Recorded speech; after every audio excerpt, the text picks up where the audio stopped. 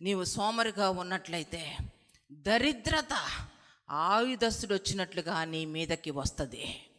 ఈరోజు కుటుంబాల్లో దరిద్రత ఉండడానికి గల కారణం ఏమిటో ఆలోచించుకోండి.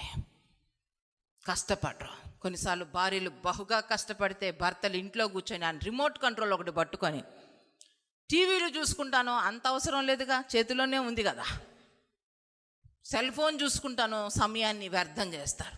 అదేమంటే నా సర్టిఫికేట్కి తగ్గ ఉద్యోగం లేదు, నేను ఎంతో మంచిగా చదువుకున్నాను, నా ప్రావీణ్యత ఈ లోకం ఎవరు గుర్తించడం లేదు, కాబట్టి వాళ్ళు గుర్తించేంత వరకు నేను సోమరిగానే పడుంటా.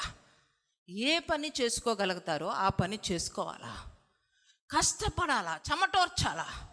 అది ప్రభు ఇష్టపడతాడు. నువ్వు కష్టపడే తత్వాన్ని కలిగి ఉంటేనే దేవుడు నిన్ను ఇష్టపడతాడు. అంతేగాని గాల్లో ఏదో వచ్చేసేయాలి, అద్భుతాలు జరిగిపోవాలా, ఆశ్చర్య కార్యాలు జరిగిపోవాలంటే కాదు. నువ్వు కష్టము లేకుండా ఫలితము లేదని అర్థం చేసుకోవాలా.